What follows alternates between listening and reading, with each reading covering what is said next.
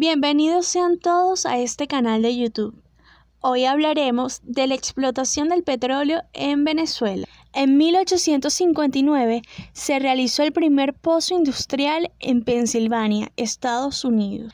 Su propietario fue Edwin Drake. En 1799, Alexander von Humboldt encontró un pozo de petróleo en la península de Araya, estado Sucre. En 1839, el gobierno encomendó al médico José María Vargas para que investigara sobre el petróleo. Una vez hechas las respectivas averiguaciones, opinó que esta materia era más rica que la plata. Además, en esa época el petróleo se utilizaba para cosas muy sencillas. En 1875 se empezó a explotar el petróleo en Venezuela. Después de un terremoto, comienza a salir el petróleo en grandes cantidades por una de las grietas producidas por el movimiento telúrico en la hacienda La Alquitrana del estado Táchira, perteneciente al señor Manuel Antonio Pulido. A raíz de este hecho, se formó la primera empresa petrolera que se dedicó a explotar industrialmente al petróleo. La empresa se llamó Compañía Nacional Minera Petrólea del Táchira. Tiempo después se construyó la primera refinería en la cual se producían mensualmente 60 galones de gasolina, 165 de queroseno y 150 de gasoil y 220 de residuos. De estos derivados del petróleo, el queroseno era el de mayor utilidad. Se usaba para el alumbrado y para las primeras cocinas.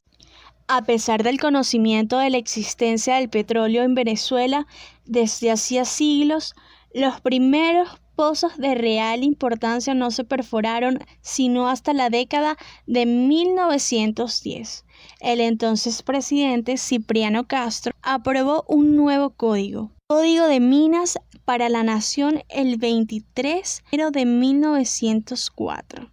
Estableciendo así un principio que marcaría dramáticamente el curso de la industria petrolera, hasta llegar a su nacionalización durante el primer gobierno de Carlos Andrés Pérez. En 1976, proyectándose de esta manera la creación de la Compañía Nacional Petróleos de Venezuela, Sociedad Anónima, es decir, PDVSA, se encargaría de dirigir la producción del crudo venezolano. Y en 1908 Juan Vicente Gómez reemplazó a Castro como presidente de Venezuela. En los próximos años Gómez continuó la política de otorgamiento de concesiones que en su mayoría fueron adjudicadas a sus amigos más cercanos, quienes a su vez la renegociaron con las compañías petroleras extranjeras que poseían la tecnología necesaria para poder desarrollarlas. Cambios económicos. Con el descubrimiento de la gran riqueza del subsuelo venezolano, crecen rápidamente las exportaciones petroleras. Esto permitió obtener grandes ingresos fiscales, lo que hizo que Venezuela cambie la base de su economía de productor y exportador agrícola a productor y exportador petrolero. En 1925, el petróleo había desplazado enormemente al café como principal producto de exportación. Y en 1928, Venezuela había alcanzado el primer puesto como país exportador del petróleo en el mundo y el segundo como país productor. El valor de la producción petrolera superó ampliamente los productos agrícolas y otros recursos. Con el tiempo, estos productos fueron disminuyendo dramáticamente. Mientras que las exportaciones del petróleo ascendían notablemente, el petróleo se convirtió en producto fundamental de la economía venezolana. El país depende fundamentalmente de los ingresos petroleros, siendo un país monoproductor y rentista, por cuanto solo produce productivamente para soportar su economía. Petróleo, el cual vende al mercado interno y a los mercados internacionales, generando ingresos de divisas convenientes. Y es por esto que aún el país sigue dependiendo consecuentemente de la renta petrolera. En el transcurso de la historia del país han sucedido acontecimientos relacionados con el petróleo que han demostrado la dependencia de este y la importancia económica que esta actividad genera para la nación. Muestra de ello lo representan situaciones como las concesiones, la nacionalización, la apertura petrolera, el sabotaje petrolero y últimamente los acuerdos operativos de PDVSA. Todos estos eventos han marcado una pauta en la economía del país.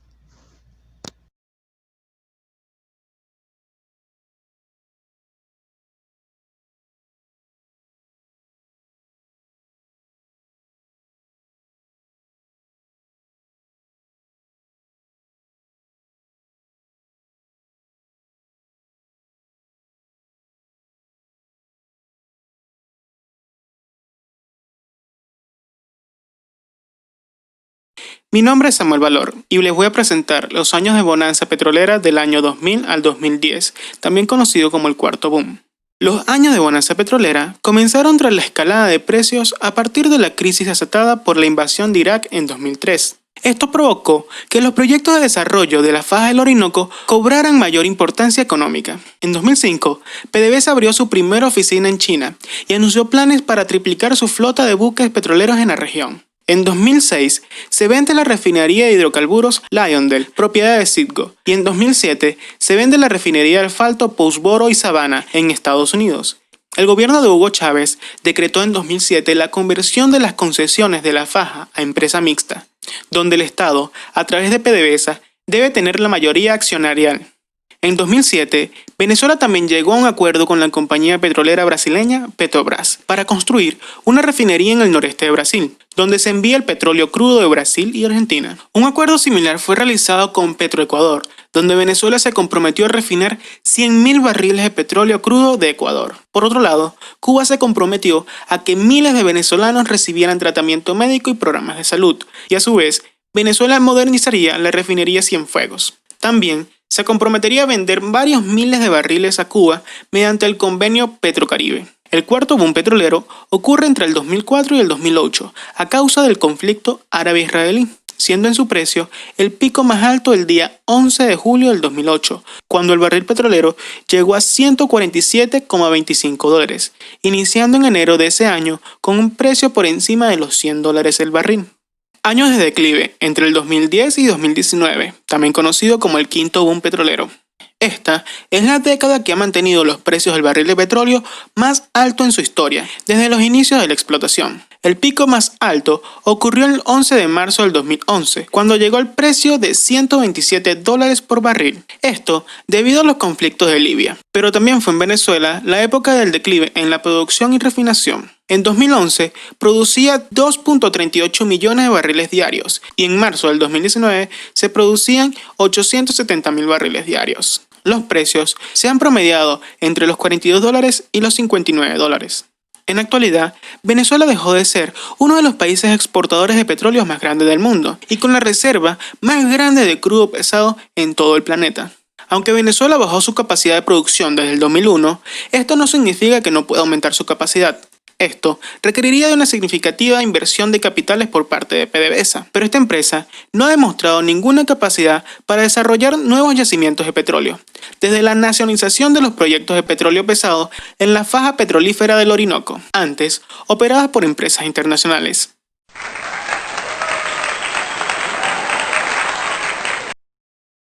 Movimientos migratorios. El petróleo causó cambios profundos en la población venezolana, aceleró abruptamente su paso de una sociedad rural a una sociedad urbana y se convierte en un factor decisivo en la construcción de un estado rico y poderoso. Con la actividad petrolera, la población rural comienza a emigrar a los campos petroleros y a las ciudades.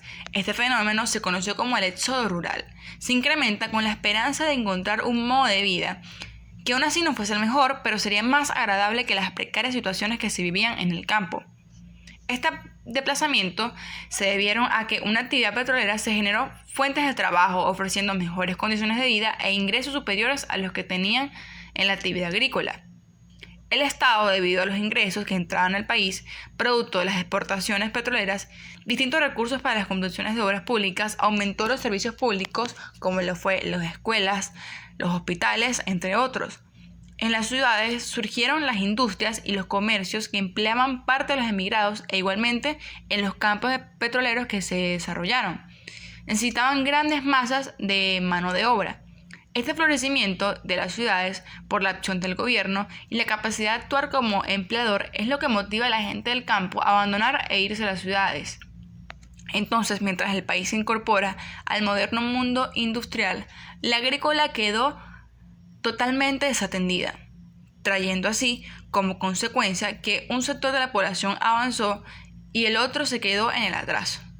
Estos desplazamientos, llamados movimientos migratorios internos, al producirse dentro del mismo país, trajeron como consecuencia una tendencia urbanizadora en las ciudades y la marginalidad.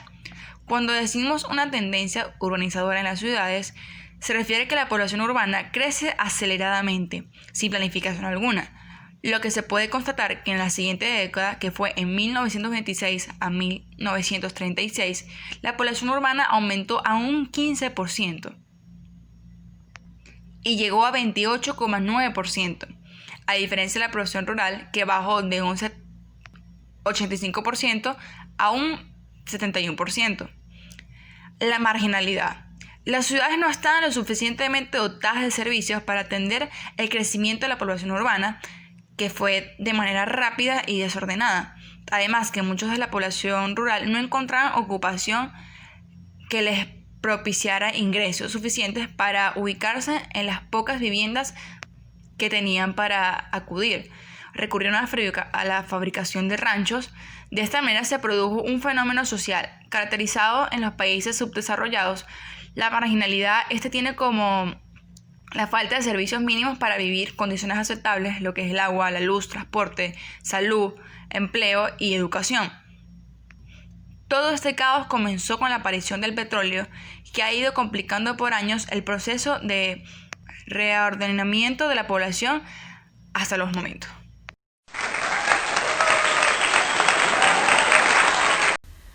Mi nombre es Stephanie Pinto y les voy a presentar el surgimiento de nuevas clases sociales. Junto a las tradicionales clases sociales existentes, en el periodo agropecuario surge como consecuencia de la explotación petrolera una nueva clase social, la clase obrera o asalariada, ubicada en los campos petroleros, haciendas y hatos modernos, en las fábricas y talleres, comercios, bancos y otros servicios de las ciudades. En un principio, esta clase obrera dependía totalmente de las compañías, sin ninguna legislación laboral que la protegiera. Con el tiempo se organizaron y crearon las asociaciones sindicales venezolanas. Además, se amplió la burguesía debido al desarrollo comercial, industrial y financiero.